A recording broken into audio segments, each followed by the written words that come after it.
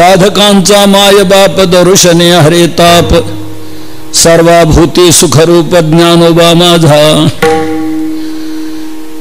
कैवल्य साम्राज्य चक्रवर्ती,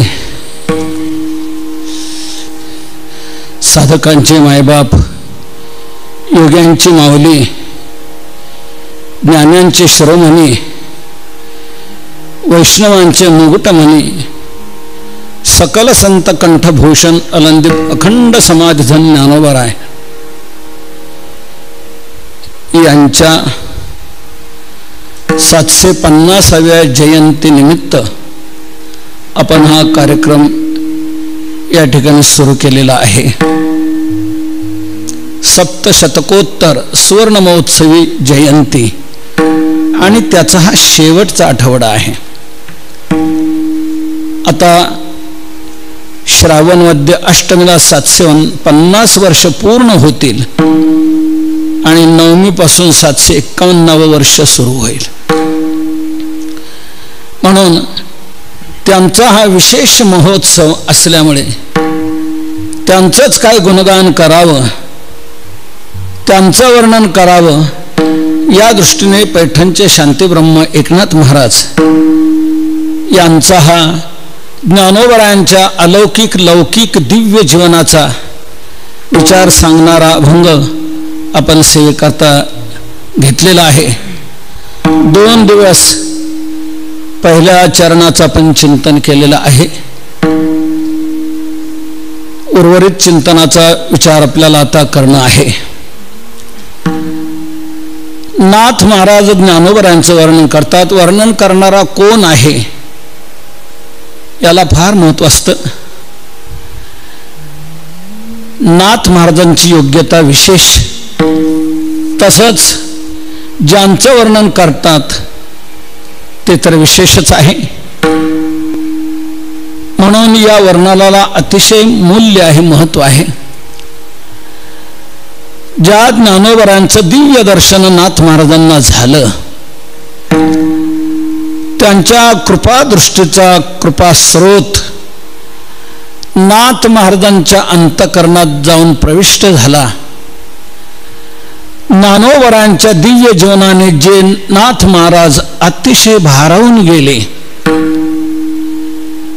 दिलेली सेवा ज्ञानेश्वरीच्या सिद्धीची ते करत करत ज्ञानोबरायांच्या चिंतनात, ध्यानात, स्मरणात अखंड नाथ महाराज.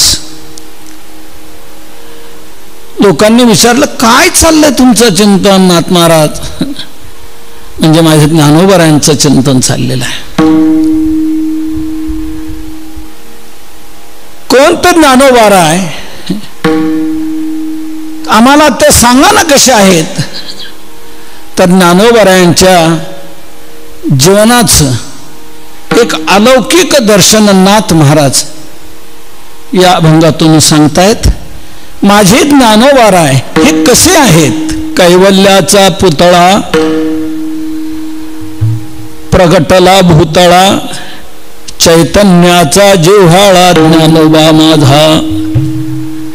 माझे ज्ञानोबा हे असे आहेत. असे म्हणजे कसे? कैवल्याचा ते पुतळा आहेत, चैतन्याचा ते जिव्हाळा आहेत. कैवल्याचा पुतळा कसा, चैतन्याचा जिव्हाळा कसा, याचा विचार आपण केलेला आहे. आणखी याचा बारकाईचा महत्त्वाचा विचार आपण ज्या दिवशी ज्ञानोबरायांचं प्राकट्य आहे तो अष्टमीचा दिवस, भगवान त्या दिवशी प्रगट होत आहेत आणि त्याच वेळेला ज्ञानोबराही प्रगट होत आहेत. तेव्हा हे दोन्ही कैवल्य स्वरूप जे आहेत त्यांच्या जन्माचा प्रसंग आपल्याला त्या दिवशी तो अलौकिक रूपाचा आपण पाहूया. त्यावेळेला त्याचं चिंतन अंतर्गताचं, अंतर्मुखतेचं करूया.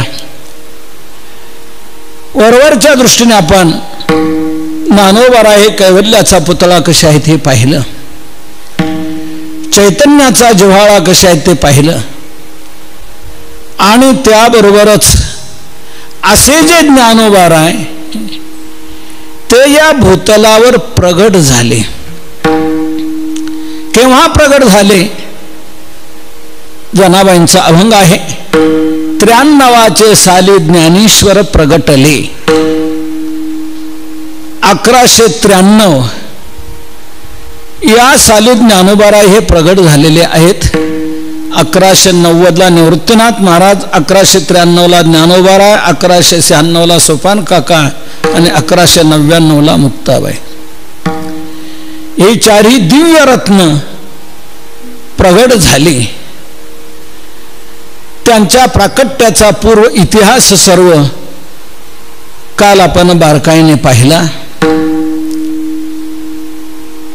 तर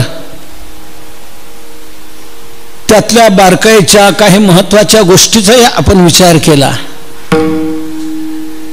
प्रेरणा कोणाची? विवाह करता प्रेरणा कोणाची? त्याचप्रमाणे संन्यास घेण्याकरताही प्रेरणा कोणाची? ज्याने विवाहाचीच प्रेरणा दिली त्यानेच संन्यासाची प्रेरणा दिली आणि त्यानेच पुन्हा गृहस्थाश्रमात येण्याचीही आज्ञा दिली. आणि पुन्हा विशेषत्वाने त्याच परमात्म्याने सांगितलं, माझी आज्ञा पालन करा. मूर्तिमंतचारी जन्मईच्या उदरी म्हणून स्वीकारी आज्ञा माझी. म्हणून माझी आज्ञा स्वीकारा असं भगवंताने सांगितलं. तेव्हा भगवंताच्या आज्ञेतूनच ह्या सर्व गोष्टी घडलेल्या असल्यामुळे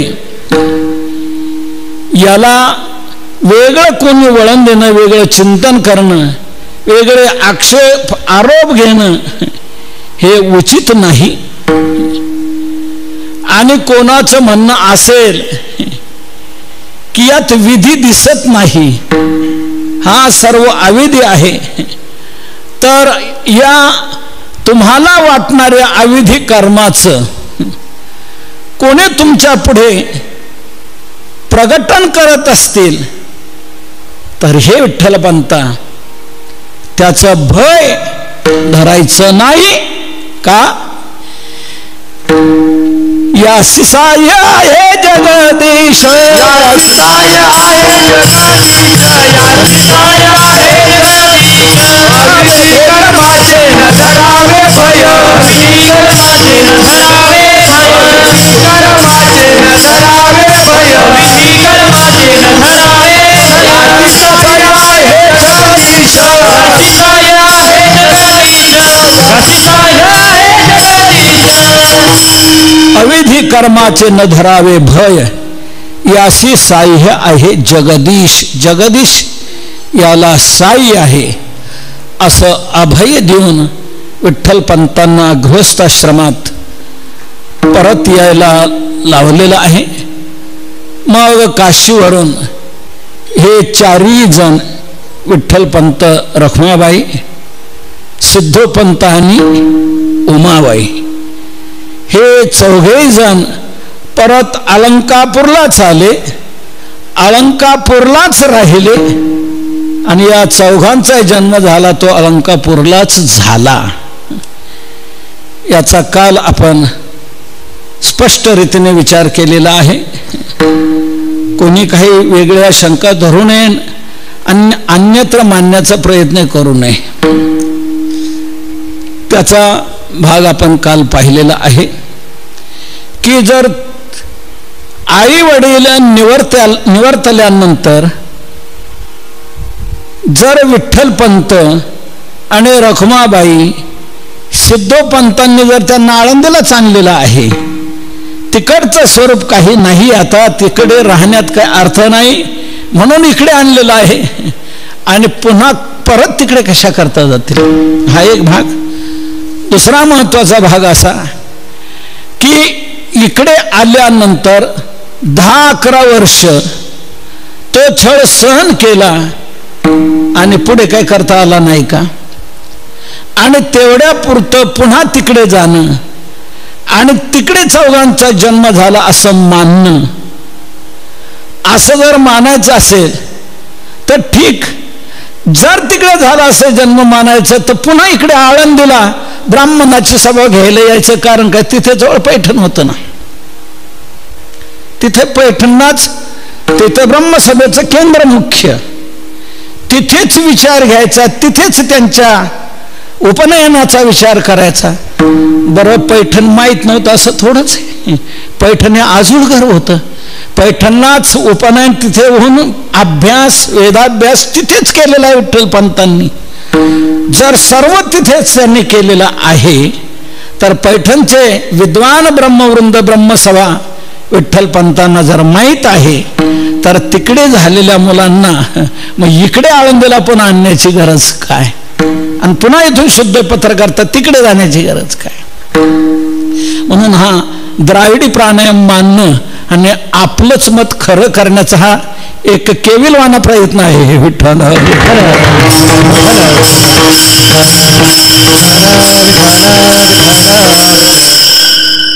एक भागाच्या अभिमानाने काही लोक तिकडेच म्हणतात, पण हा अभिमान नाथ महाराजांना वाटायला पाहिजे होता, पण नाथ महाराजांना तो अभिमान वाटला नाही. चुकीचा अभिमान घ्यायचं काय कारण आहे? म्हणून नाथ महाराजांनी वास्तविक पैठणला नाथ महाराज, पैठणच्या जवळ आपेगाव आहे आणि तिथेच जर या चौघांचा जन्म झाला, हे जर नाथ महाराजांना मान्य असतं तर नाथ महाराजांनी ही भाषा वापरलीच नसती. तोची अवतार धरी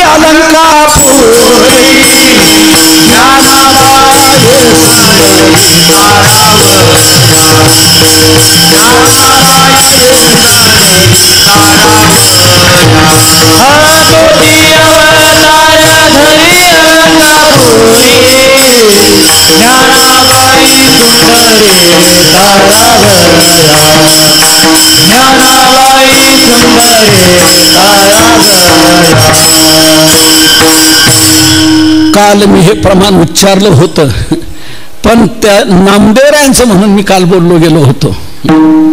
तर हे नामदेवरायांचं प्रमाण नाही, तर हे नाथ महाराजांचंच प्रमाण आहे. नाथ महाराजांचा मग संतांचा महिमा वर्णावा किती, अलक्ष मूर्ती ज्ञानोबा तो, अर्जुना संकट पडता जड भारी, गीता सांगे हरे कुरुक्षेत्री, तोच अवतार धरी अलंकापुरी, तोच अवतार धरी आपे गावी. असाही पाठ त्यांना घालता आला असता, पण तसा नाथ महाराजांनी पाठ घातला नाही. नाथ महाराज म्हणतात तोच अवतार धरी अलंकापुरी, ज्ञानाबाई सुंदरी तारावया.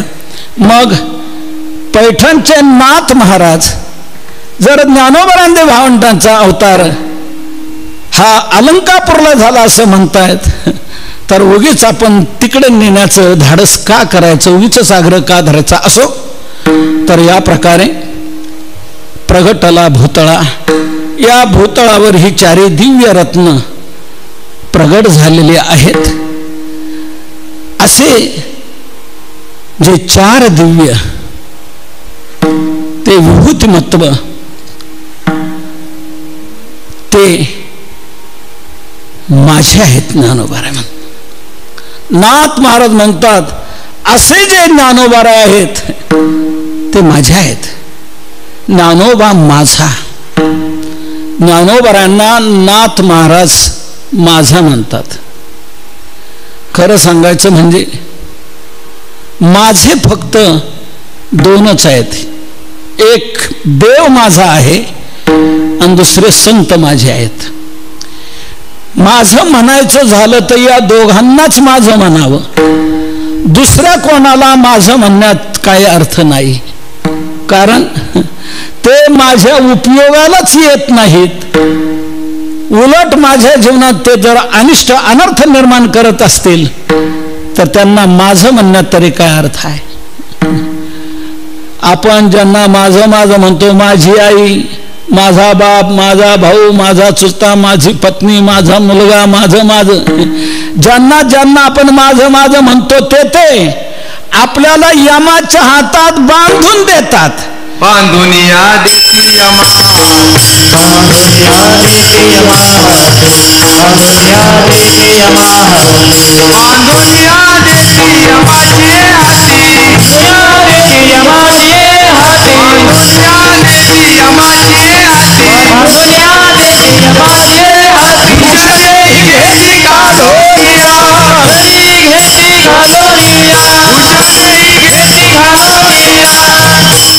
बांधोनिया देती यमाची हाती, भूषणे ही घेते काढून या.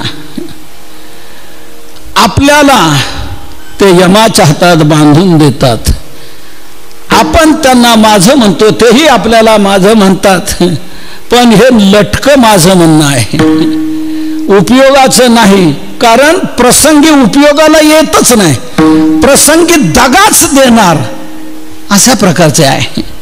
जोपर्यंत काय प्राप्ती होत असेल, जोपर्यंत काय मिळत असेल, जोपर्यंत काय चलन घडत असेल, तोपर्यंत माझं माझं म्हणणारे आहेत.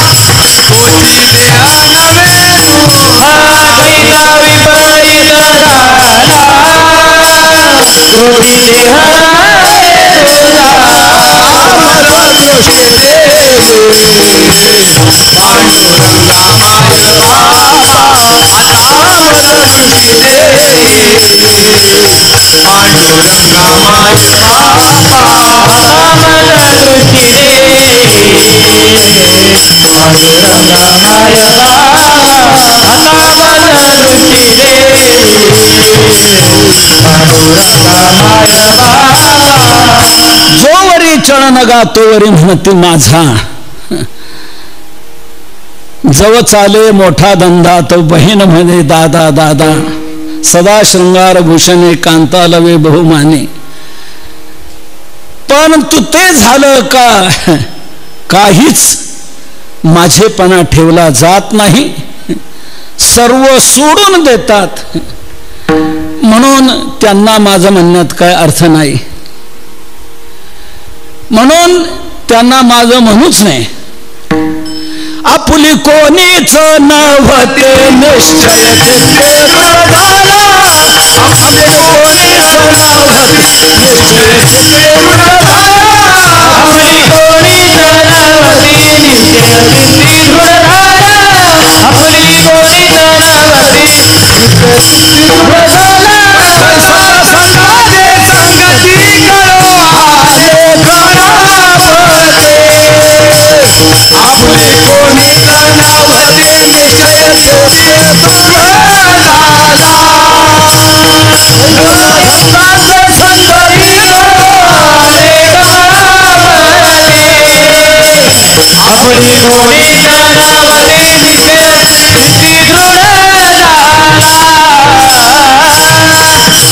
बैसता संतांचे संगती कळू आले कमळापती. आपली कोणीच नव्हती, हे कोणीच आपले नाहीत. आपले फक्त दोनच आहेत, देव माझा, मी देवाचा, तोच फक्त माझा आहे. आणि दुसरे संत हे माझे आहेत, संत हे आपले आहेत. म्हणून तेच आपल्या जीवनाचं सार्थकत्व घडवणारे आहेत. हे दोन्हीच आपल्या जीवनाला सफलता प्राप्त करून देणारे आहेत. म्हणून इतरांना माझं म्हणून आपली हानी करण्यापेक्षा देवाला आणि संताला माझं म्हणून आपला उद्धार करून घ्यावा. आपल्या जन्माचं सार्थक करून घ्यावं म्हणून सार्थकते करता एकच माझेपण आपलं महत्वाचं आहे, ते म्हणजे संतांची माझेपणा ठेवला की निश्चित देवाचं मिलन आपल्याला घडू शकतं. तेव्हा नाथ महाराज माझे ज्ञानोबा आहेत असं म्हणतात. ज्ञानोबा माझे ज्ञानोबा आहे. कैवल्याचा पुतळा आहे, चैतन्याचा जिव्हाळा आहे. या भूतलावर ते प्रगटलेले आहेत महाराज. ते कैवल्याचा पुतळा आहेत, चैतन्याचा जिव्हाळा आहे. ठीक आहे, असेल त्यांचा लौकिक, असेल त्यांचं महत्व, पण दुसऱ्यांना त्यांचा काय उपयोग आहे का? दुसऱ्यांकरता त्यांचा काय उपयोग होऊ शकतो? तर दुसऱ्यांकरता त्यांचा काय उपयोग होऊ शकतो हे सर्व पुढील चरणातून चिंतन केलेलं आहे. पुढच्या 6ही चरणातून हा तो भाग त्यांचा कसा आहे, त्यांचं इतरांकरता जीवन कसं आहे हे पुढच्या 6ही चरणातून प्रगट केलेलं आहे. त्यापैकी दुसऱ्या चरणातून त्यांचं जीवन कोणाला विशेषत्वाने जवळचं आहे आणि त्यांच्या दर्शनातून काय लाभ होऊ शकतो हा भाग नाथ महाराज अभंगाच्या दुसऱ्या चरणात सांगताय.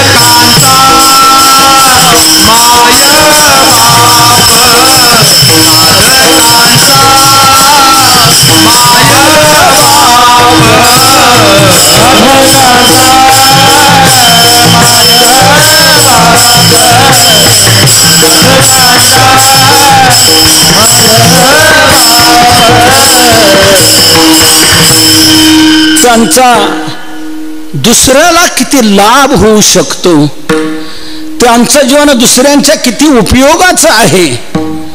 तुकोबाराय नाथ महाराज नेहमी तुकोबारांच्याच अभंगाचं चिंतन असतं म्हणून तुकोबारायच येतात. तर नाथ महाराज ज्ञानोबरांचं जीवन इतरांकरता किती उपयोगाचं आहे हे सांगतायत. माझे ज्ञानोबराय हे साधकांचे मायबाप आहेत, साधकांचे ते मायबाप आहेत. तसंच नुसतं त्यांचं दर्शन जरी झालं तरी दर्शनातून त्रिविध ताप हरले जातात. दर्शने हरे ताप, म्हणजे समोर सातत्याने येतील त्यांच्याकरताच त्यांचा उपयोग आहे का नाही. सर्वाभूती सुखरूप ज्ञानोबा माझा, सर्व भूतांच्या बाबतीत ज्ञानोबाराय हे सुखरूप आहेत. सर्व भूतांना, भूभवती म्हणजे होणे असणे, जे जे उत्पन्न झालेले आहेत त्या सर्व भूतमात्रांकरता ज्ञानोबाराय हे सुखरूप आहेत. सर्व भूतांना सुखाची प्राप्ती करून देणारे असे माझे ज्ञानोबाराय आहेत. असं त्यांचं जीवन अन्यांच्या कसं उपयोगाचं आहे ते नाथ महाराज सांगतात. विशेषत्वाने साधकांचा उल्लेख घेऊन पहिल्यांदा म्हणतात साधकांचा मायबाप. साधक कोणाला म्हणतात साधना करतो तो साधक, साधनेला लागलेला, साधना करत असलेला तो आहे साधक. साधना कोणती? तर जीवनातलं परमोच्च साध्य प्राप्त करून घ्यावं हे ज्याला वाटतं तो साधक. कोणतंही कार्य साधण्याची इच्छा करणारा तो साधक नाही, तर जे यथार्थ साध्य आहे, योग्य साध्य आहे, परमोच्च साध्य आहे, ते परमोच्च साध्य प्राप्त करून घेण्याकरता जो साधनेला लागलेला आहे तो आहे साधक. मार्गगामी आहे, तो अनुष्ठान करतो आहे, साधना करतोय, साधनेची तो वाटचाल करतो आहे. आपल्या जीवनाचं महत्वाचं मूल्य लक्षात घेऊन इतरत्र कुठेही आसक्त होत नाही आणि साधनेमध्येच रत राहतो आहे. कुठल्याही उपाधीचा स्पर्श होऊ देत नाही, कुठेही लोलुपतो असत नाही, निद्रेच्या आहारी जात नाही, भोजनावरही एक आधिपत्य असतं. त्याचप्रमाणे वास्तव्य राहणं, कधी एकांतात तर कधी लोकांतातही प्रसंगवश, परंतु एकांतात लोकांतात राहतानाही काही महत्वाच्या नीतिमूल्यांचं जतन ते करत असतात. आणि मग ते नीतिमूल्यांचं जतन करत असताना तिथं प्राणाचं बलिदान देण्याची पाळी आली तरी माघार नसते. ही ज्यांच्या जीवनात साधना घडते त्याला म्हणतात साधक. तुकोबारायांनी खास एक स्वतंत्र अभंग या साधकांच्याच दृष्टीने केलेला आहे.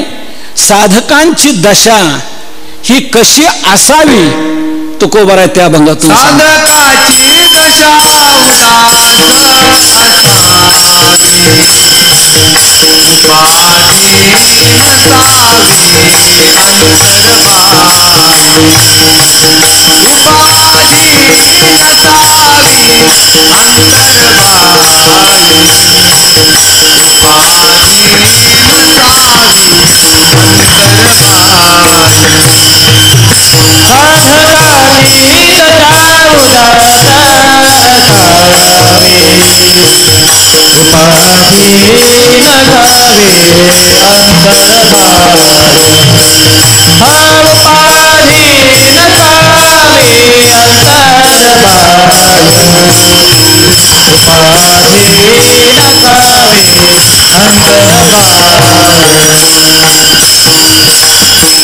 गोड अभंग आहे तुकोबारायांचा. साधकाची दशा ही कशी असावी, अवस्था ही कशी असावी. साधकाची दशा उदास असावी, उपाधी नसावे अंतर्बाह्य, लोलुपता काय निद्रेते जिनावे, भोजन करावे परिमित, एकांती लोकांती स्त्रियांशी भाषण, प्राण गेल्या जाण करू नये. तुका म्हणे ऐशा साधनी जो राहे तोच ज्ञान लाहे गुरु,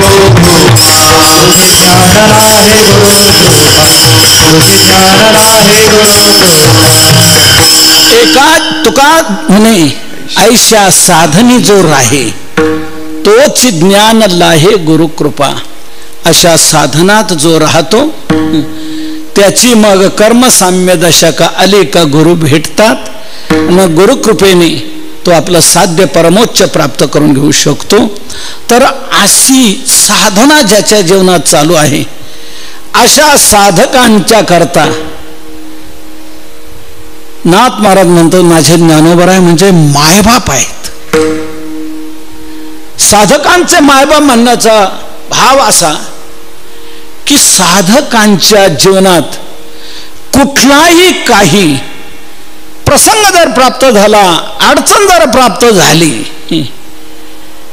तर त्याला अतिशय जवळून आत्मीयतेने जिव्हाळ्याने त्याला सावरून घेऊन मार्गस्थ करणारे असे ज्ञानोबा आहेत.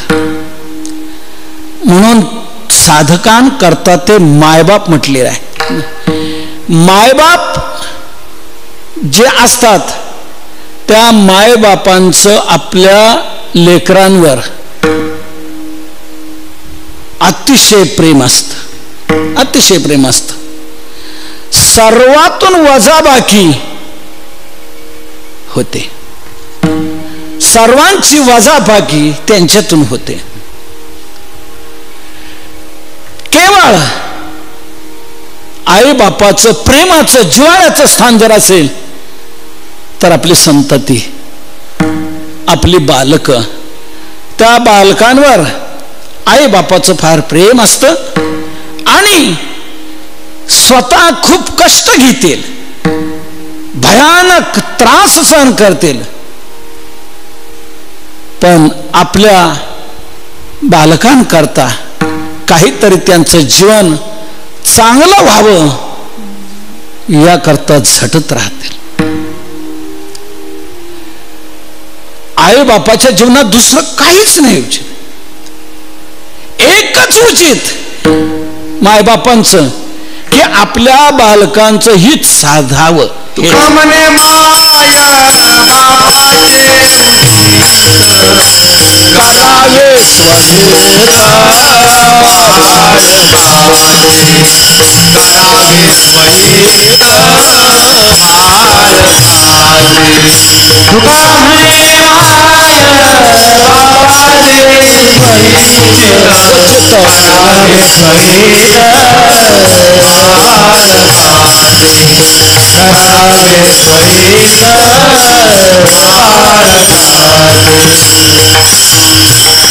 तुका म्हणे माय बापाचे उचित करावे स्वहित बाळकाचे. माय बापाचे उचित काय आहे? बाळकाचे स्वहित करावे हे उचित आहे. म्हणून बालकाच्या हिताकरता आईबाप सारखे झटत असतात, त्रास घेत असतात, केवळ त्यांचं हित व्हावं, हित व्हावं. आईचं चित्त तर सारखं आपल्या लेकराचं हितच वाहत असतं. लेकुराचे हित वाहे माऊलीचे, आईची कळवळाची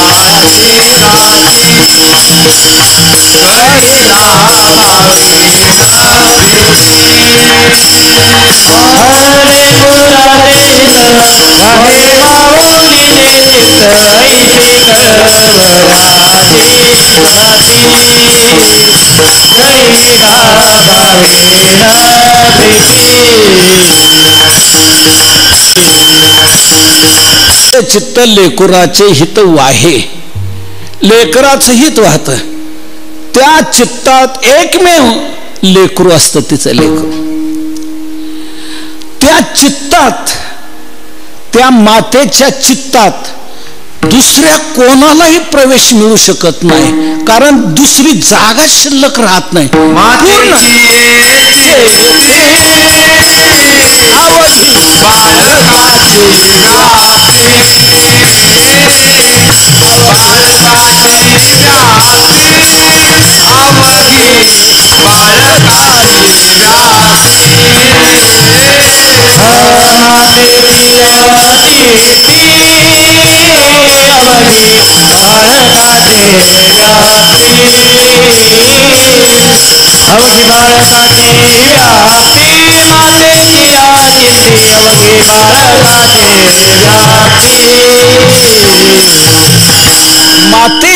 चित्ती अवघी बाळकाची व्याप्ती.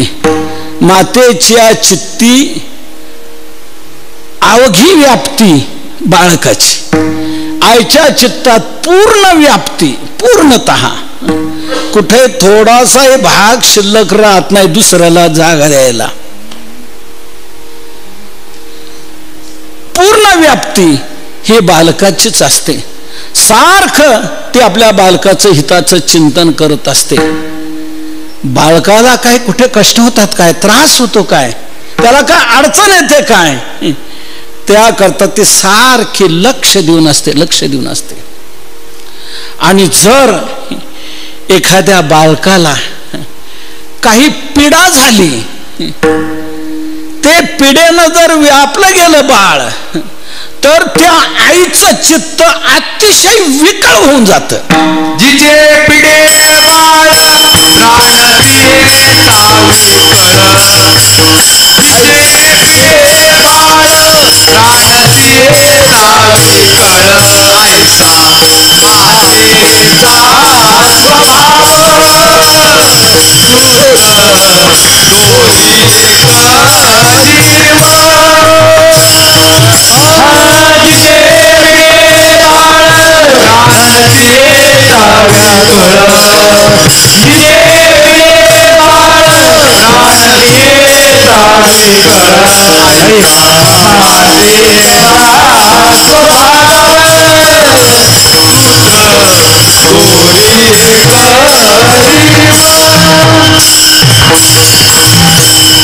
जिचे पिढे बाळ प्राणतेचा विकळ, ऐसा मातेचा स्वभाव.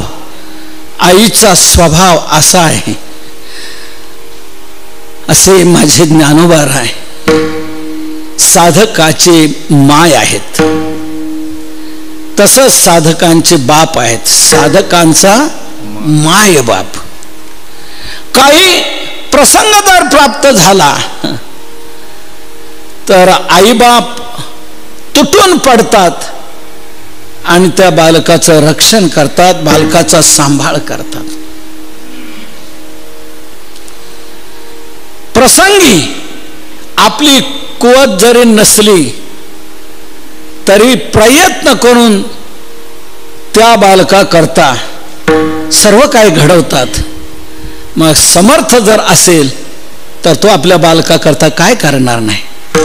आपण व्यवहारात लौकिकात पाहतो, कुवत नाही, मजुरी करतायत आईबाप, त्याच्यावर जीवन जगतायत, परंतु मुलाला MBBS करण्याचा प्रयत्न करतात, डॉक्टर वकील करण्याचा प्रयत्न करतात. खूप साचून कष्ट करून थोडं बाजूला ठेवत पण आपलं आपण जाऊ द्या, आपण पण त्या मुलांना काही त्रास होऊ नये, त्यांचं शिक्षण चांगलं व्हावं, त्यांचं जीवन सफल चांगलं बनावं, ही तळमळ असते. प्रसंगी काही जर ते घाबरले कुठं तर त्यावेळेला धीर देण्याचं मोठं काम करतात.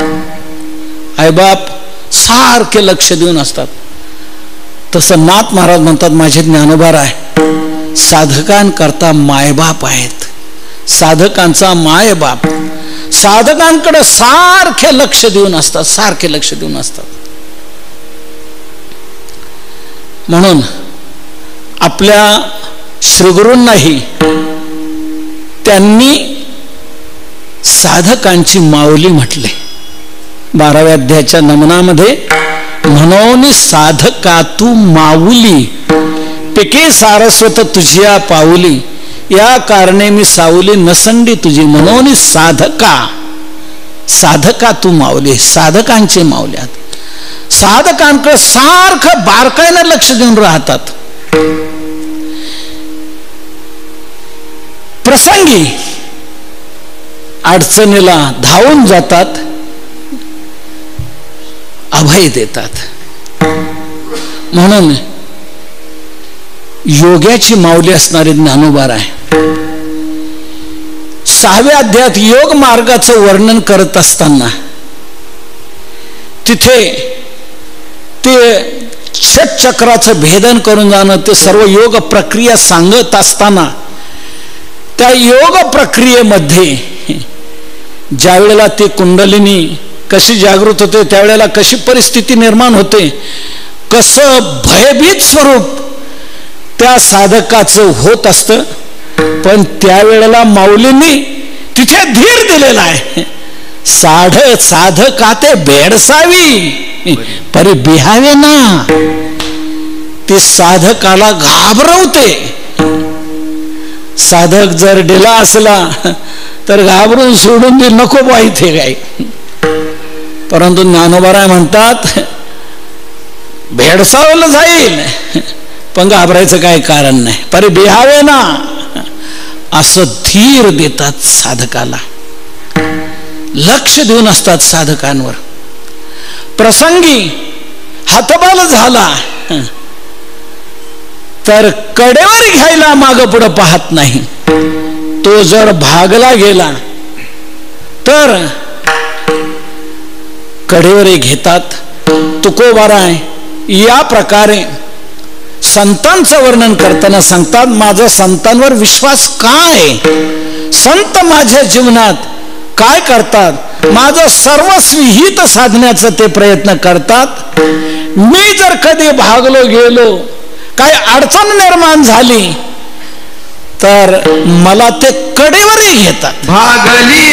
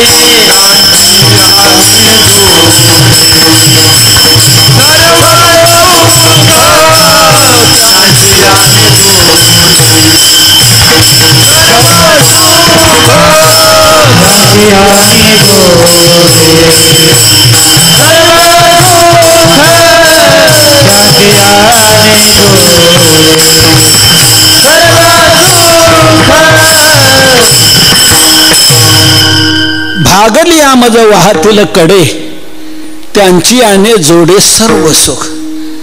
भागला असताना कडेवरही ते घेतात पण मुक्कामाला नेऊन पोचवतात. असं संतांचं सद्गुरूंचं लक्ष साधकांकडं असतं. नाथ महाराज ज्ञानोबरांचं वर्णन करून या प्रकारे सांगतायत की माझे ज्ञानोबराय साधकांच्या बाबतीत मायबाप आहेत. साधकांचा मायबाप. खरे आईबाप आपले तेच आहेत.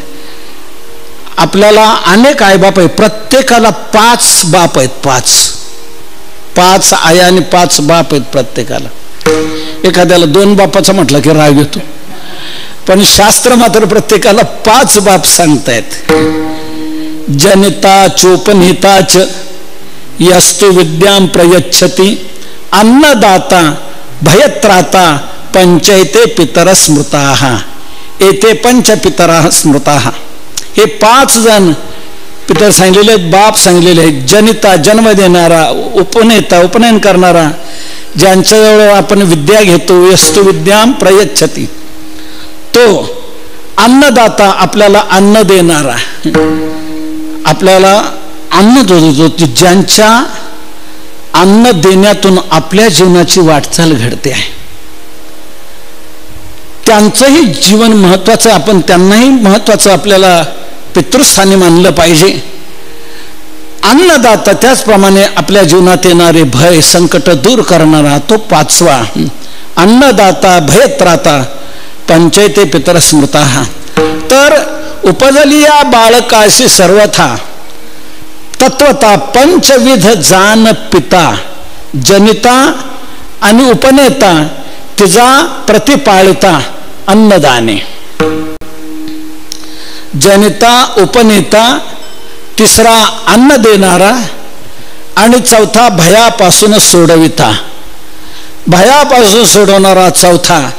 हे 4 आणि 5वा बाप जो आहे तो 5वा बाप विशेष आहे. तो विशेष 5वा बाप असा आहे की तो खऱ्या पद्धतीने आपल्या या पुत्राला साथ देणारा तो म्हणजे सद्गुरू. हा खरा 5वा बाप आहे. हे बाकीचे 4 बाप आहेत ना, नाथ महाराजांनी त्यांना सावत्र म्हटले. इतर जे 4 जण ते सावत्र बाप जाण. इतर हे जे 4 आहेत हे सावत्र बाप आहे. पण सख्खा बाप जर कोण असेल तर तो सद्गुरू आहे. तर सद्गुरू हा काय करतो? जन्म मृत्यूपासून सोडवतो आणि आपल्याला खऱ्या कल्याणाची प्राप्ती करून देतो.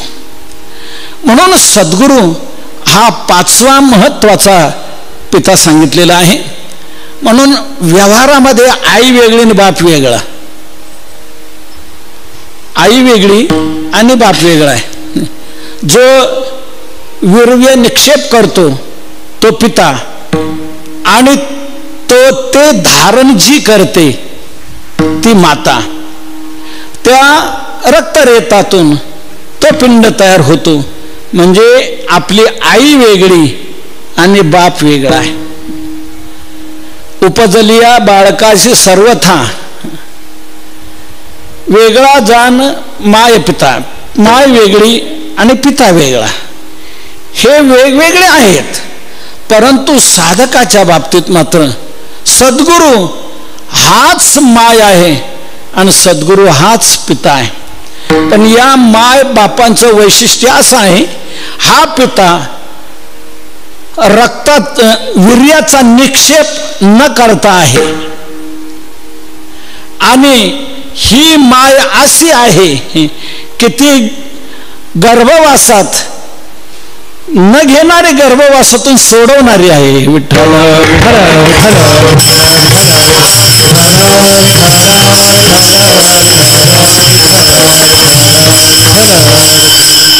योनीद्वारा न निर्माण करणारे. ही आपली आई योनीद्वारा जन्म देते आणि त्याला बाहेर टाकते. परंतु सद्गुरू हे असे आई आहे की बाहेरच्याला आपल्या आत पोटात घेणारी अशी ही आई आहे. उपजलेल्या बाळकाला उदराबाहेर टाकते ही लौकिक आहे. पण जी आई बाहेरच्याला आपल्या आत उदरात घेते, पोटात घेते, ती आहे सद्गुरूपी आई. म्हणून शी सद्गुरूरूपी आई आणि बाप हे दोन्ही एकच आहेत. सद्गुरू हीच आई आहेत आणि सद्गुरू हेच बाप आहेत, दोन वेगळे नाही. म्हणून नाथ महाराज ज्ञानोबांना आई म्हणतात आणि बापही म्हणतात. साधकांचा माय बाप, साधकांचे हे मायबाप आहेत. संतांना जागोजागी मायबापाची उपमा दिलेली आहे. जगद्गुरु तुकोबरांनी देखील संतांचं वर्णन करत असताना, मी पतित आहे, मी सामान्य आहे, मी त्यांचं काय वर्णन करू शकणार आहे, तुमचं वर्णन करणं संत मायबाप हो मला अवघड आहे. तेथे माझा काय कोण तो विचार वर्णावया पार महिमा त्यांचा, तेव्हा तुमचं वर्णन मी काय करू, मी एक सामान्य पतित आहे. तुम्ही मात्र सामान्य नाही, तुम्ही मायबाप आहात, तुम्ही कृपावंत आहात. तुम्ही संत माय बाप कृपावंत, तुम्ही संत माय बाप कृपावंत, तुम्ही संत माय बाप कृपावंत,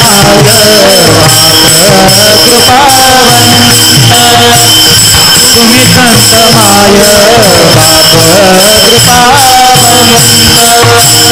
कायमी पतित कीर्तिवानो, कायमी पतित कीर्तिवानो, अवतार तुम्हारा या कारण, अवतार तुम्हारा या कारण. कायमी पतित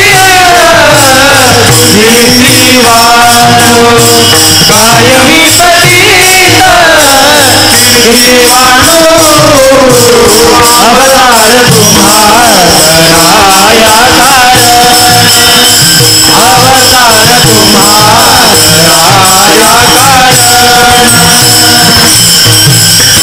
तुम्ही संत माय बाप कृपावंत कायमी पतित कीर्तिवानू.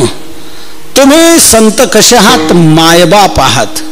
म्हणून सर्व संतांनी संतांना मायबाप असंच म्हटलेलं आहे. नाथ महाराजांनी देखील एका आंधळ्या पांगळ्यामध्ये साधू संतांना नुसतं मायबाप नाही म्हणून राहिले, ते दयेचं समुद्र म्हटलेलं आहे. साधू संत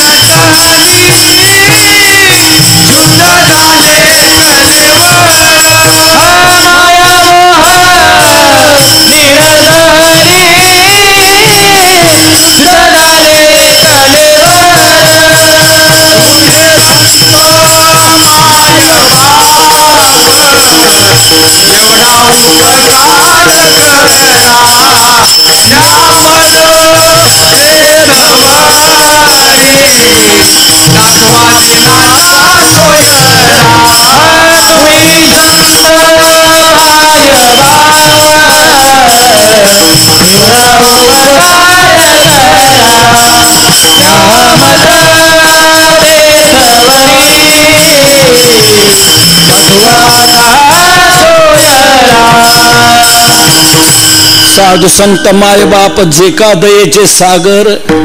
साधू संत मायबाप आहेत, दयेचे सागर आहेत. म्हणून नाथ महाराज त्यांना म्हणतात, तुम्ही संत मायबाप एवढा उपकार करा, न्यामज तेथवरी. दाखवा दिनाचा सोयरा, तेथवर मला न्या. म्हणून तेथवर नेणारे असे मायबाप संत आहेत. आपले लौकिक मायबाप तेथवर नाही नेती, मग खाली नेता लावूनिया मोह संसारी गोविती अंतकाळी होते पाठीमोरी. परंतु ज्वाला त्या परमोच्च ध्येयाला घेऊन जाणारे आईबाप म्हणजे संत आहे. खरे हित करणारे ते संत आहे. तेची माझे हित करीती सकळ, असे हे आईबाप आहेत. ज्ञानोबारांनी देखील साधू संतांना असंच मायबाप म्हटलेलं आहे. त्यांनी माझ्यावर कृपादान केलं, मला पंढरीच्या यात्रेला त्यांनी नेलं. साधू संत माय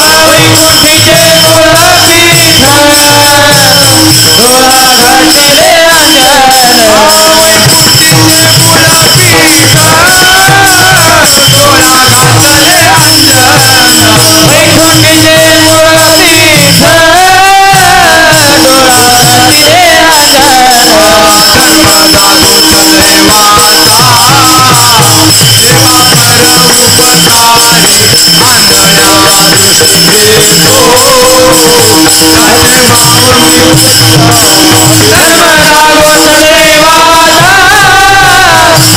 बर उपकारी आंधळ्या दृष्टी देतो त्याचे नाव मी उच्चारे साधू संत मायबाप तीही केले कृपादान.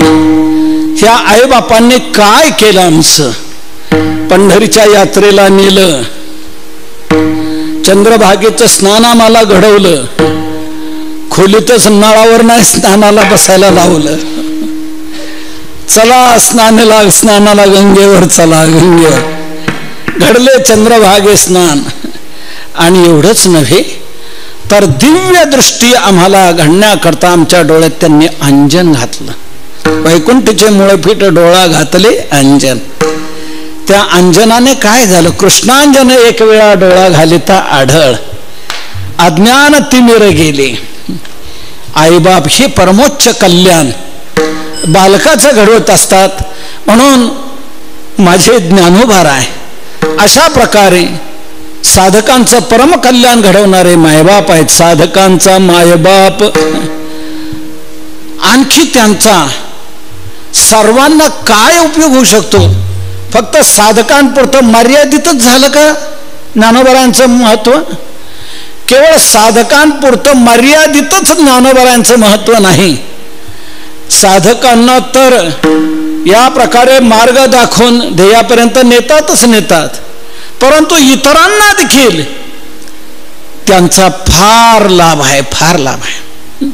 काय लाभ? नुसतं त्यांचं दर्शन जरी घडलं, माझ्या ज्ञानोबरांचं नुसतं दर्शन जरी घडलं इतरांना, तर त्या दर्शनातून देखील काय घडतं? पुढच्या या चरणाच्या भागात सांगताय, दर्शने हरे ताप. दर्शने ताप हरे. त्यांच्या दर्शनाने ताप हरला जातो. कोणताच ताप जीवनात राहत नाही. ताप हरला जातो. ताप म्हणजे दुःख. कुठलंच दुःख जीवनात राहत नाही. दुःखातून मुक्ती होते. कशाने? नुसत्या दर्शनाने. माझ्या ज्ञानोबराचं नुसतं दर्शन जरी झालं तरी दर्शनातला हा लाभ इतरांना घडणारा नाथ महाराज सांगतायत. दर्शने हरे ताप. दर्शनात ही महान शक्ती आहे.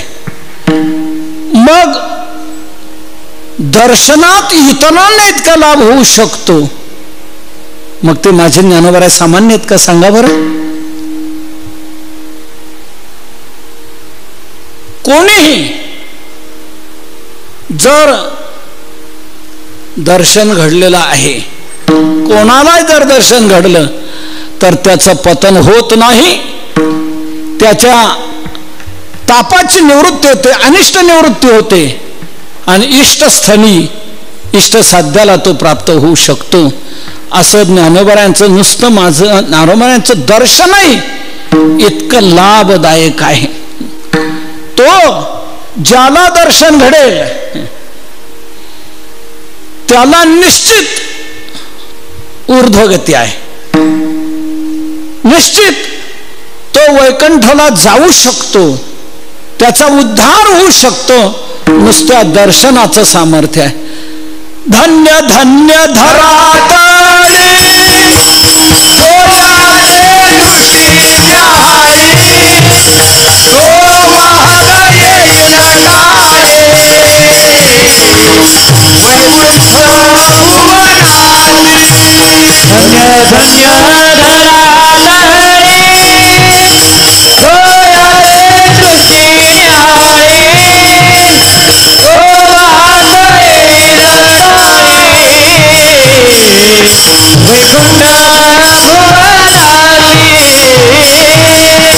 नामदेवराय समाधीच्या अभंगामध्ये रुक्मिणीला देव ज्ञानोबरांचं महत्व सांगून देतात. देवो म्हणतो रुक्मिणी हाची एक योगी देखिला नयनी. हेच ज्ञान संजीवनी धन्य धन्य धरातळी जो याते दृष्टी निहाळी तो वाहात येईल टाळी वैकुंठ भुवनासी. दर्शन नुसतं घडलं तर त्या दर्शनातूनही महान लाभ होतो. तो पतनाला जात नाही, त्याचा उद्धारच होतो. तो निश्चित तरलाच जातो. ज्ञानोबरांच्या नुसत्या दर्शनातून तो तरला जातो. हे तर आकाशवाणीने गगनामध्ये अंतरिक्षात हे स्पष्ट सांगितलेलं आहे.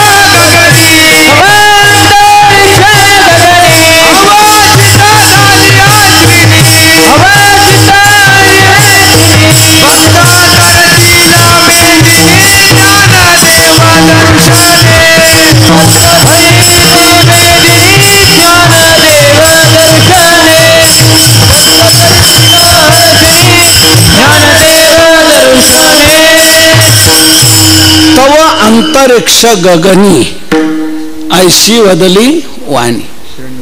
भक्त तरतील मेदिनी ज्ञानदेव दर्शने. ज्ञानदेव दर्शने मेदिनी भक्त तरतील. ज्ञानोबरांच्या नुसत्या दर्शनातून तो तरुण जातो. नव्हे आमचे सेना महाराज तर सांगतात की ज्ञानोबरांचं नुसतं दर्शन जरी झालं तरी तो मुक्त होऊ शकतो. ज्ञानदेव दर्शने मुक्त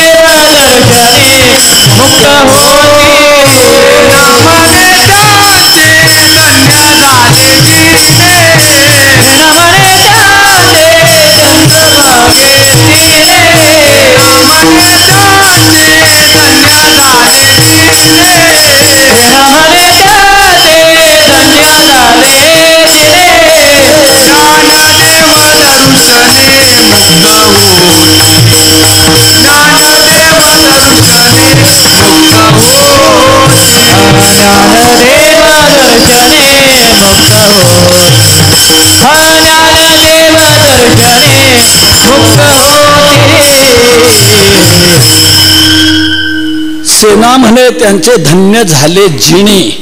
ज्ञानदेव दर्शने मुक्त होते. ज्ञानोबरांच्या दर्शनातून ते मुक्त होतात. म्हणजे ज्ञानोबरांच्या नुसत्या दर्शनाचं हे साफल्य दाखवलेलं आहे.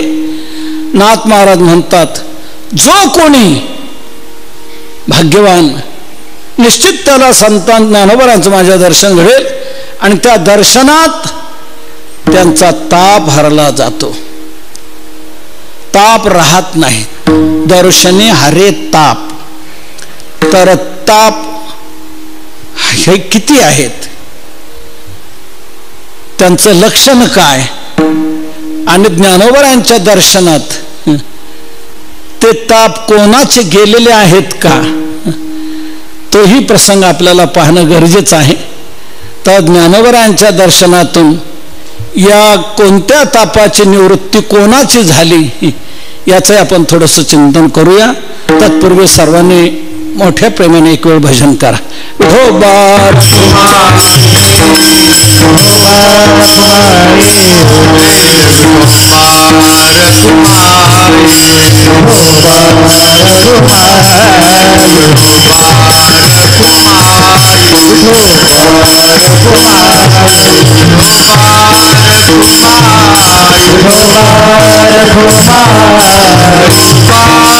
कुमार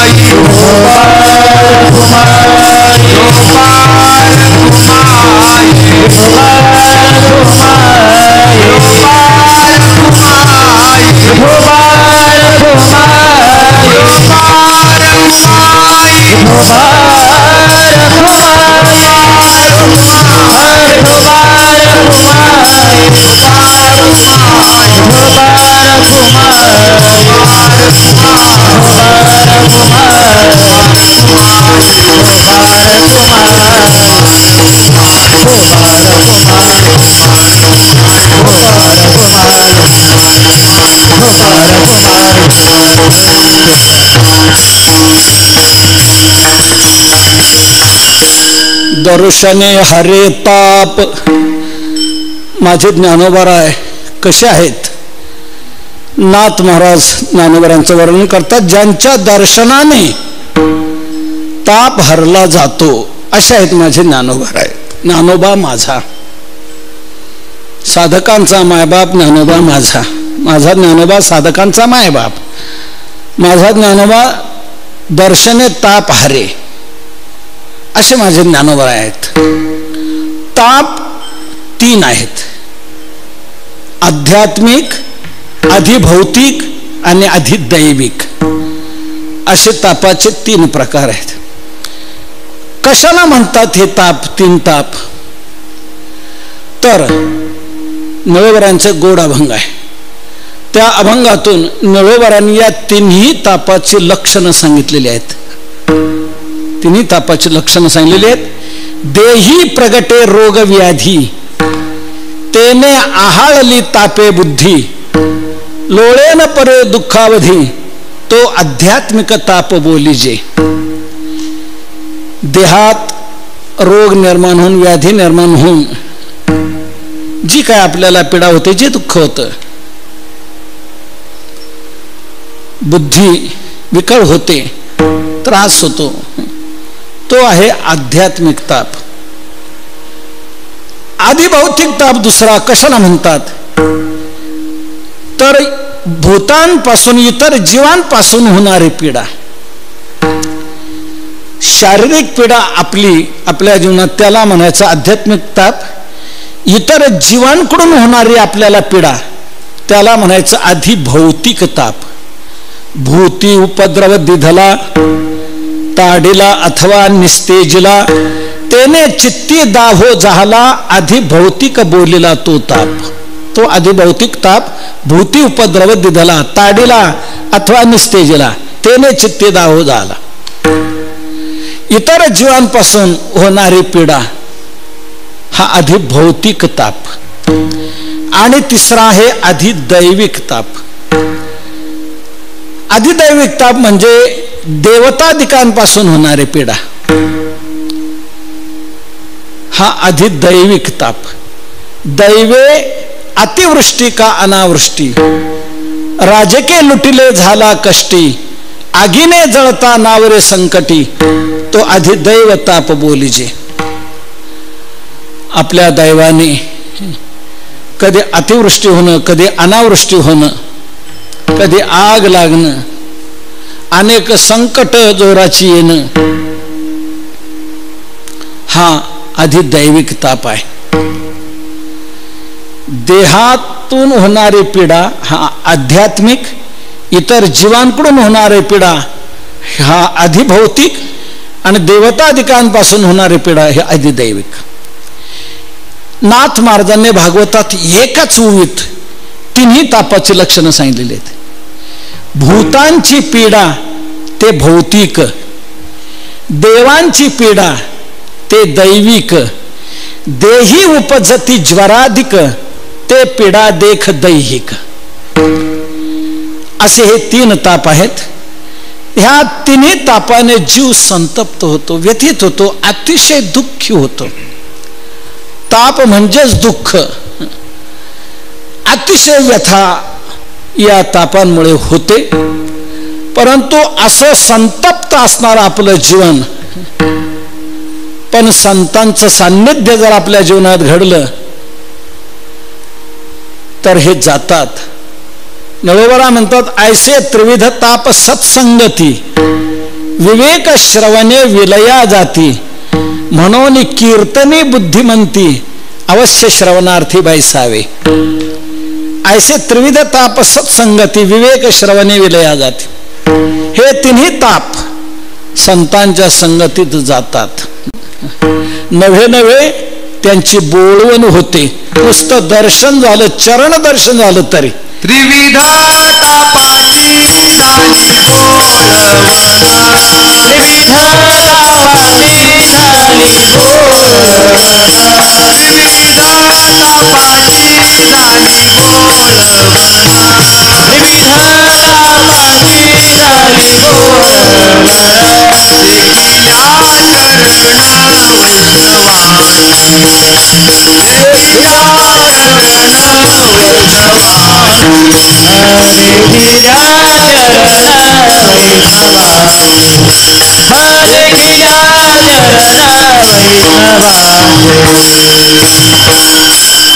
त्रिविध तापाची झाली बोळवण देखिल्या चरण वैष्णवांचे.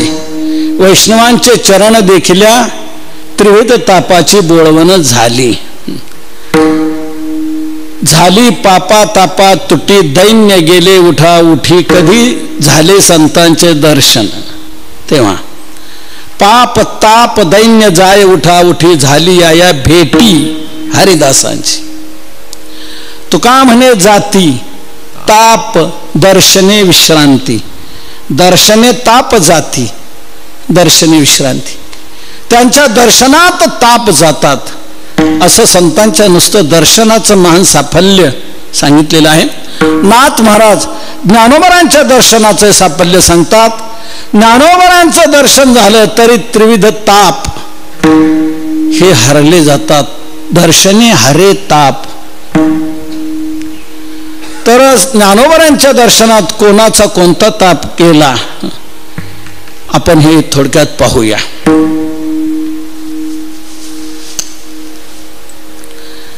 आध्यात्मिक तापाची निवृत्ती.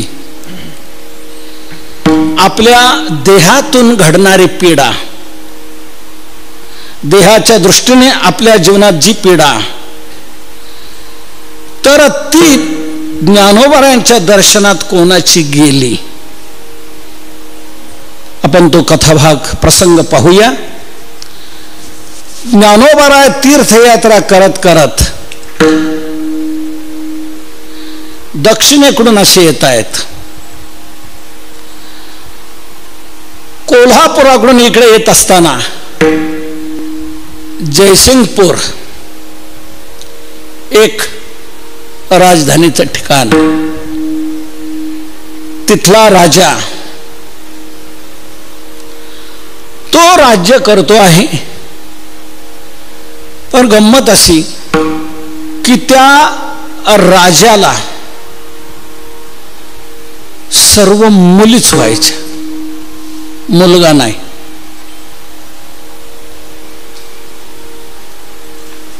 मुलगा वेळा आता पहिलं नाही, मुलगीच, दुसरी मुलगीच, तिसरी मुलगीच. 9 मुली झाल्या त्याला.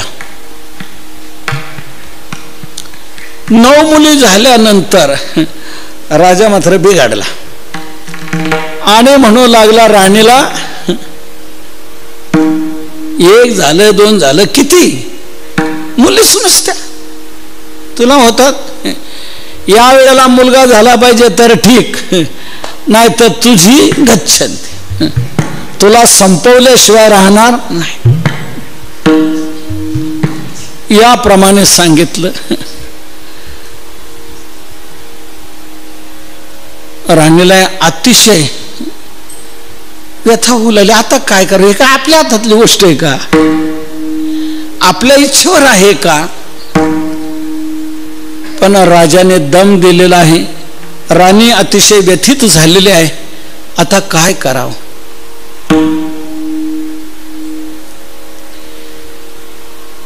एक दासी राणीजवळ आली आणि त्या राणीला म्हणले, आई साहेब, राणी साहेब, मा साहेब, अलीकडे मी तुम्हाला फार व्यथित पाहते आहे. तुमचा चेहरा अतिशय दुःखी व्यथित दिसतो आहे. काहीतरी कारण असावं. काय कारण आहे? राणी म्हणू तुला काय सांगायचं? काय म्हणे, सांगा ना, काय सांगा, मला काही दूर करता आलं तर मी करीन ना, पण तू काय करणार? तू म्हणे सांग तर खरं. काही वेळेला उपयोग होऊ शकतो, सामान्याचाही उपयोग होऊ शकतो. म्हणे तुला माहित आहे आजपर्यंत मला 9 मुली झालेल्या आहेत, मुलगा नाही. राजाचं म्हणणं मुलगाच व्हायला पाहिजे, आता मुलगाच व्हायला पाहिजे. आता काय आपल्या इच्छेवर आहे का? आपल्या हातात आहे का? राजेसाहेबांनी यावेळेला दंबाजी केली, जर मुलगा नाही झाला तर तुला मारून टाकेल. काय करा? काय मार्ग आहे तुझ्याजवळ सांग. दासी म्हणले आहे मार्ग माझ्याकडे. म्हणे काय मार्ग? एक करायचं, जी दाईन असते म्हणजे बाळंतपण करणारी, त्या बाळंतपण करणारीला सांगून ठेवायचं, जरी मुलगी झाली तुम्हाला आता तर तिला असं जाहीर करायला सांगायचं की मुलगा झाला.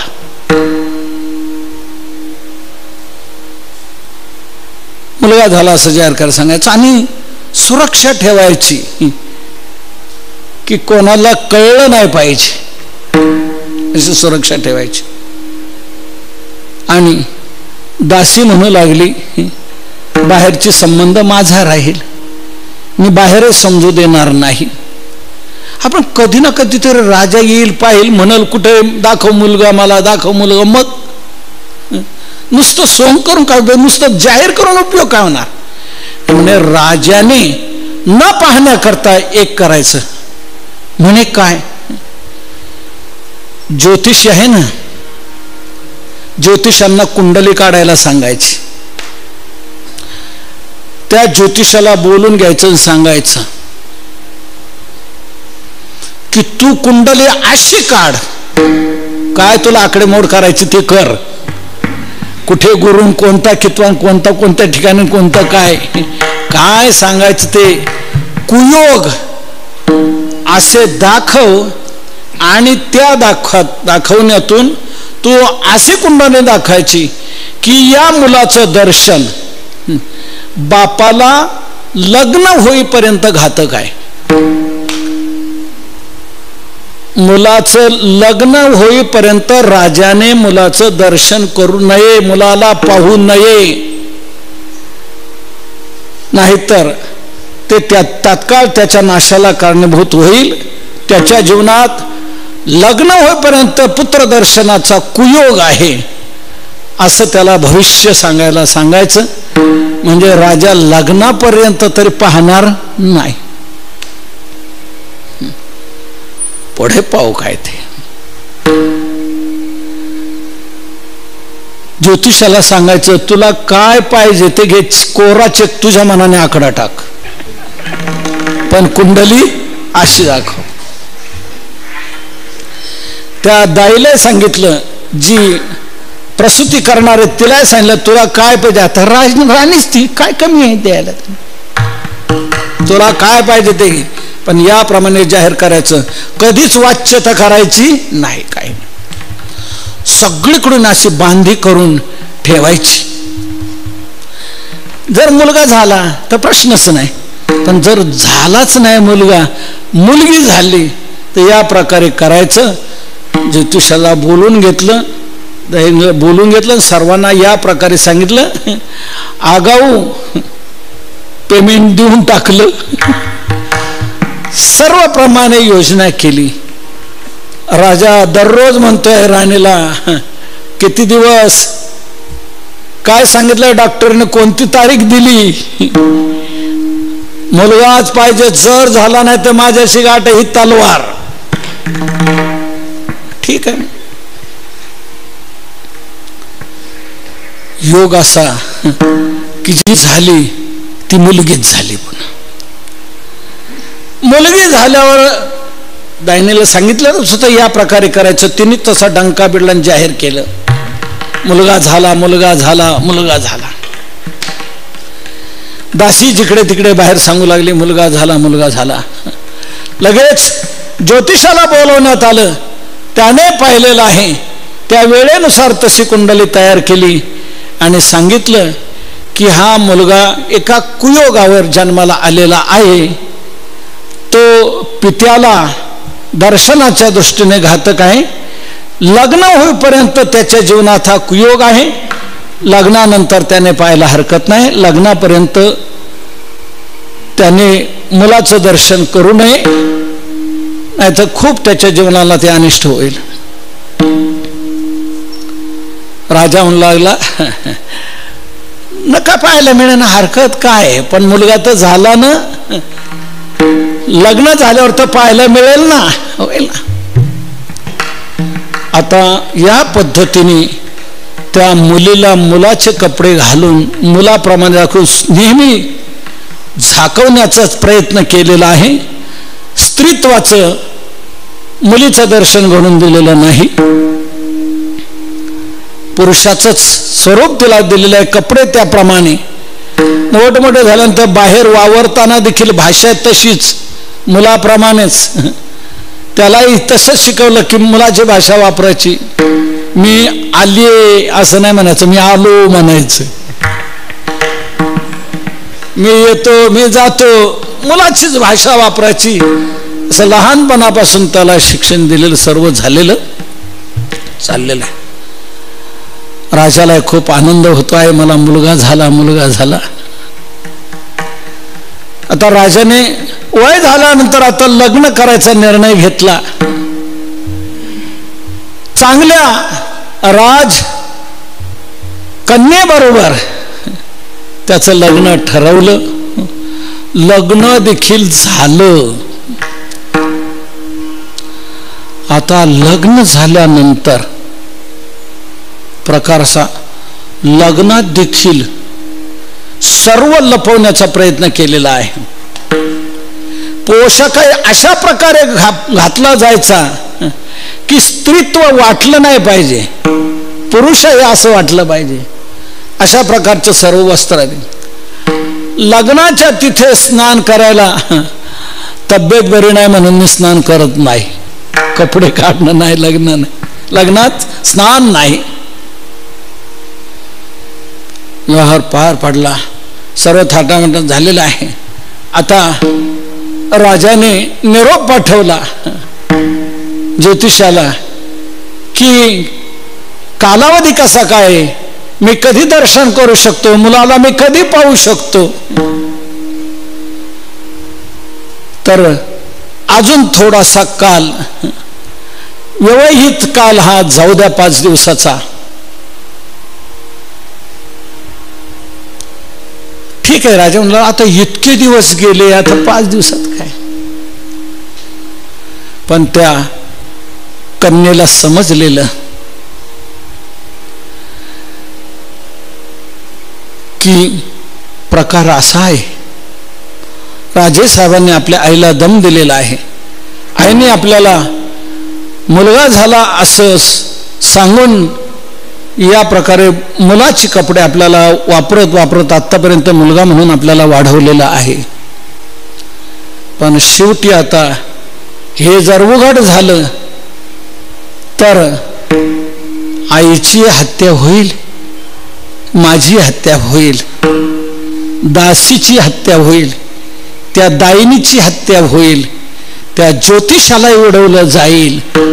म्हणजे या 5 जणांची हत्या ही जर घडणार असेल तर त्यापेक्षा आपणच आत्महत्या केली तर काय हरकत आहे. म्हणून तो, त्याचं नाव जयसिंग, मुलाचं नाव जयसिंग म्हणून ठेवलेलं, जयसिंगपूरचा जयसिंग नाव ठेवलेलं. जयसिंगी नाही, मुलीचं नाव ठेवलं नाही, मुलाचं नाव जयसिंग म्हणून याप्रमाणे ठेवलेलं. त्याने निर्णय घेतला की आपल्यामुळे जर या सर्व जीवांची यांची हत्या होत असतील तर त्यापेक्षा आपण एक मेलन काय हरकत आहे. म्हणून तो जयसिंग राजपुत्र म्हणून ती राजकन्या निघून गेलेल्या अरण्यात गेलेला आहे. तिथे झाडाला फास टांगलेला आहे, फाशी घ्यायची आणि आपल्याला आता मरायचं, जायचं. आपण कन्या म्हणून जन्माला आलेलो आहे. स्त्री धर्म आपल्या ठिकाणी आहे, पुरुष धर्म असायला पाहिजे होता. म्हणजे आपल्या आईचे रक्षण झालं असतं, सर्वांचं रक्षण झालं असतं, राजाचं समाधान झालं असतं, राजकुमार म्हणून मिळाला. तर याप्रमाणे आपल्या आईला दुःख, आपल्यालाही दुःख आहे, इतरांनाही दुःख होणार आहे. बस आत्महत्या करावी म्हणून त्याने ते टांगलं. आत्महत्येला आता गळफास तो घ्यायचा, तितक्यात आवाज आला, उठो बार खोमाई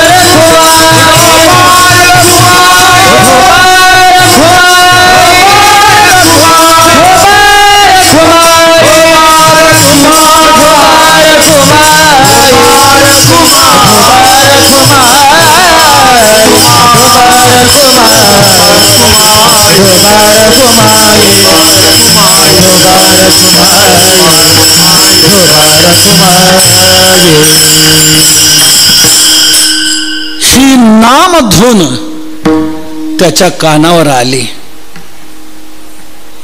कोणीतरी महात्मे लोक येत आहेत,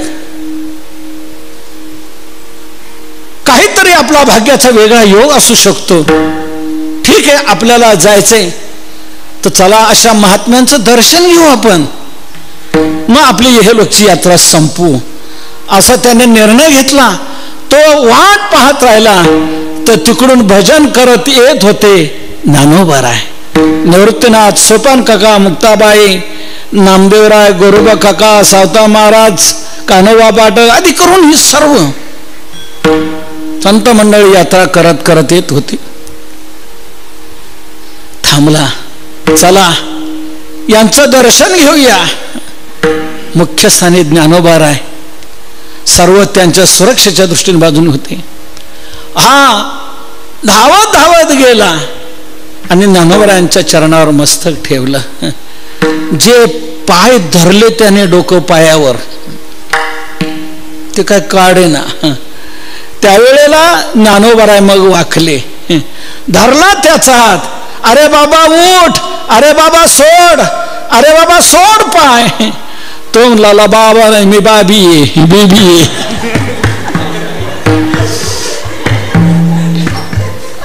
मी बाबा नाही.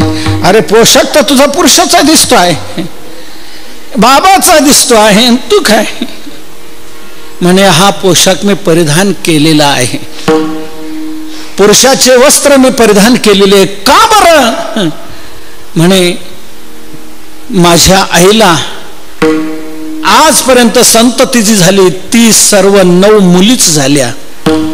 म्हणून माझे पिताजी राजेसाहेबांनी राणीसाहेबांना असा दम दिला की यावेळेला मुलाच झाला पाहिजे, नाही तर तुझी हत्या करेन. म्हणून माझ्या आईने दासीच्या म्हणण्यानुसार हे मला पुरुषाचं रूप दिलं, सोंग दिलं आणि या प्रकारे इथपर्यंत मग काय म्हणजे सर्व लपवण्याचा आजपर्यंत प्रयत्न केलेला आहे. शेवटी माझ्या बापाने माझं लग्नही केलेलं आहे, एका मुलीबरोबर लग्न माझं झालेलं आहे, पण शेवटी उघड होणारच ना. आणि मग या बाकीच्या सर्वांची हत्या होणार. त्यापेक्षा मी निर्णय घेतला की बस आपलं हे जे दुःख आहे, आपल्याला हा जो देह प्राप्त झाला, हा स्त्री देह प्राप्त झालेला, या देहात हे आपल्यालाही दुःख आणि आपल्या या देहामुळे या इतरांनाही दुःख, इतरांनाही पीडा, तर हे दुःख आपलं संपवण्याकरताच हा देहच संपवावा. या देहात हे दुःख भोगण्याची अशी पाळी आहे. तर म्हणून मी आता आत्महत्या करणार होतो. तो बघा फास अडकवलेला आहे, पण आपला टाळाचा मृदंगाचा आवाज, आपल्या नामधुनीचा आवाज माझ्या कानावर आला. वाटू लागलं की जाता जाता आपलं दर्शन घ्यावं, म्हणून मी आपलं दर्शन घेतो. आता जातो मी, माझी एलोकची यात्रा संपवतो. ज्ञानोबा म्हणतात नाही, देह संपवायचा नाही. मी तुला बाबा म्हटलोय ना, तर तू बाबाच आहे, तू स्त्री नाही, तू स्त्री नाही, तू पुरुष आहे, पुरुष आहे, पुरुष आहे. भाग क्षणात त्या स्त्रीचा देह पालटला गेला आणि ज्ञानोबरांनी त्याला पुरुषत्व दिलं. स्त्रियेचा तो केला पुरुष उभा, स्त्रियेचा तो केला पुरुष उभा, स्त्रियेचा तो केला पुरुष उभा, स्त्रियेचा तो केला पुरुष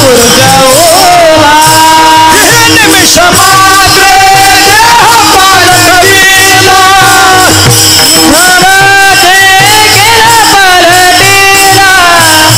निमिष मात्र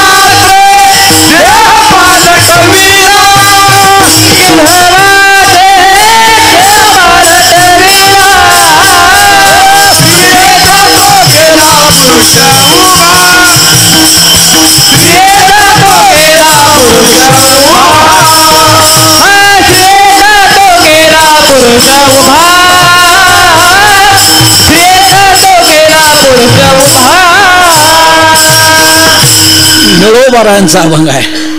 निळोबाराय सांगतात, जी निमिष मात्रे देह पालटविला, स्त्रियेचा तो केला पुरुष उभा. ज्यांनी निमिष मात्रात एका क्षणात देहात बदल घडवला, स्त्रीचा देह सोडून पुरुषाचा देह निर्माण केला, स्त्रियेचा तो केला पुरुष उभा.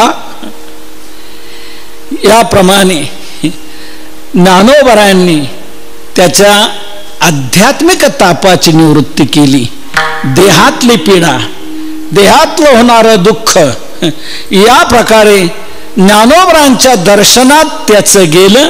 ही आध्यात्मिक तापाची निवृत्ती. ज्ञानेश्वर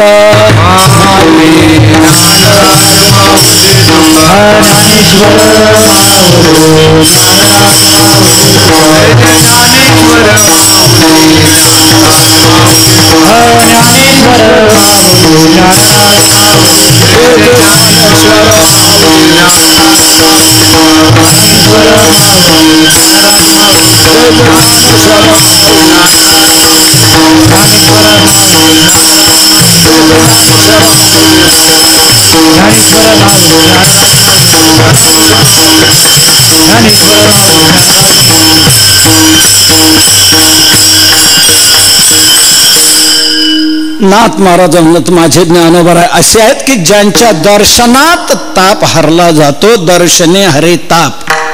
तर आध्यात्मिक तापाची निवृत्ती ज्ञानोबारायांच्या दर्शनात कशी झाली हे ज्ञानोबारायांच्या एका चरित्रातून आपण पाहिलेलं आहे, निळोबारायांच्या आधाराने. तसंच आता आधी भौतिक तापाची निवृत्ती आणि आधी दैविक तापाची निवृत्ती कशी झाली ह्याही आपण कथा ज्ञानोबारायांच्या दर्शनातल्या पाहूया. पण त्या आपण आता उद्या पाहू. आज इथे सेवेला विराम देऊ. ज्ञानोबारायांच्या दर्शनातून आधिभौतिक तापाची निवृत्ती कोणाची झाली आणि ज्ञानोबारायांच्या दर्शनातून अधिदैविक तापाची निवृत्ती कोणाची झाली, त्याचं चिंतन आपण उद्या करूया. आज इथे विश्राम घेऊया. तर ज्ञानोबारायांच्या दर्शनातलं हे साफल्य नाथ महाराज दाखवत आहेत. सामान्य नाही माझे ज्ञानोबा आहे. माझे ज्ञानोबा कैवल्याचा पुतळा आहेत, चैतन्याचा जिव्हाळा आहेत, साधकांचे ते मायबाप आहेत, त्यांच्या दर्शनात ताप हरला जातो, सर्व भूतांना ते सुखरूप असे आहेत. एक एक महत्वाचं मूल्य ज्ञानोबांच्या जीवनाचं, अलौकिक जीवनाचं दर्शन नाथ महाराज घडवतात. आपल्याला आता या अभंगाचं चिंतन जन्माष्टमीपर्यंत या प्रकारे करायचं आहे. तर उद्या आपण आता ह्या दोन्ही तापाची निवृत्ती ज्ञानोबांच्या दर्शनाने कशी झालेली ती कथा पाहूया. तर आपल्याही जीवनामध्ये आपलंही भाग्य उदयाला यावं, आपल्याला हे ज्ञानोबांचं दर्शन घडावं, अशा संतांचं दर्शन घडावं की ज्यांच्या दर्शनात आपले त्रिविध ताप जातील. परंतु असं संतांचं दर्शन आपल्या जीवनात घडण्याकरता आपणही काहीतरी पुण्य संपादन केलं पाहिजे. संतांचं दर्शन कधी होईल? पूर्व पुण्य असता गाठी संत भेटी तै होय. पूर्व पुण्य आपल्या गाठी असायला पाहिजे, म्हणजे संतांची भेट आपल्याला होऊ शकते. पुण्य फळले बहुता दिसा, ज्यांना ज्यांना दर्शन झालं त्यांनी त्यांनी पुण्यानेच आम्हाला दर्शन झालं असं म्हटलेलं आहे. तरी आपल्याला दर्शन होण्याकरता आपणही पुण्य मिळवण्याचा प्रयत्न करावा. अजून ज्यांना दर्शन घडले नसेल त्यांना मनोमन वंदन. पण घडलेलं नसेल तर आपल्या जीवनात अजून दर्शन जर घडत नाही तर याचा अर्थ असं दर्शन घडणे इतकं आपलं पुण्य अजून आपलं झालेलं नाही असं आपण शोधावं आणि शोधून ते पुण्य जास्तीत जास्त कसं घडत जाईल ते घडवण्याचा आपण प्रयत्न करावा. आपल्या जीवनात पाप कधीच होऊ नये आणि पुण्य मात्र घडल्याशिवाय राहू नये. पाप कधीच घडू नये. पाप आपल्या जीवनात हानिकारक आहे, पुण्य आपल्या जीवनात लाभदायक आहे. म्हणून जितकं होईल तेवढं पुण्य मिळवण्याचा आपण प्रयत्न करायचा आहे. आपण थोडंसं आत्मचिंतन करत जायला पाहिजे, आत्मनिरीक्षण करत राहायला पाहिजे. नेहमी आपल्या जीवनाचं भावी जीवन आपल्याला कसं बनवायचंय, काय घडवायचंय आपल्या जीवनात आणि त्याकरता आपण काय करायला पाहिजे ही संतांची शिकवण ध्यानात घेतलीच पाहिजे. ध्यानात घेतलीच पाहिजे. वाईट आपल्या जीवनात काही घडूच नये की ज्याने पाप निर्माण होईल आणि आपल्या जीवनाची हानी होईल. म्हणून कुठलाही वाईट संकल्प येऊ नये, वाईट कृती कुठली घडू नये.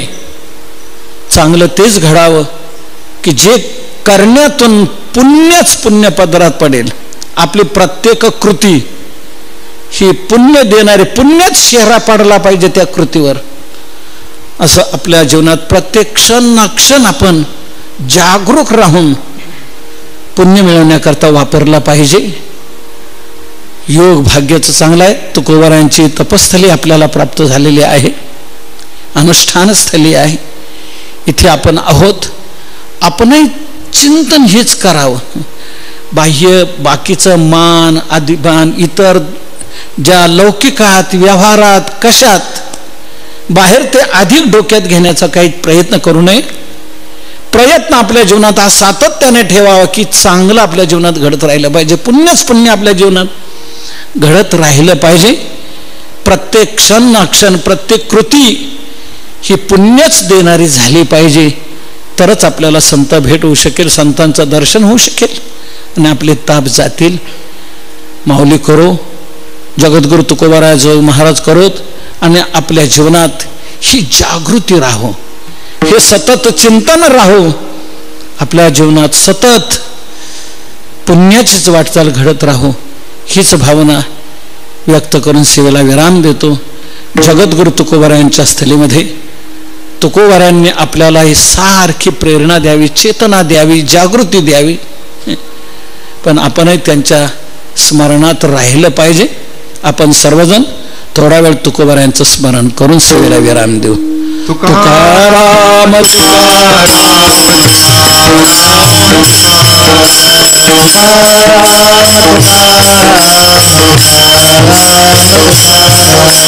राम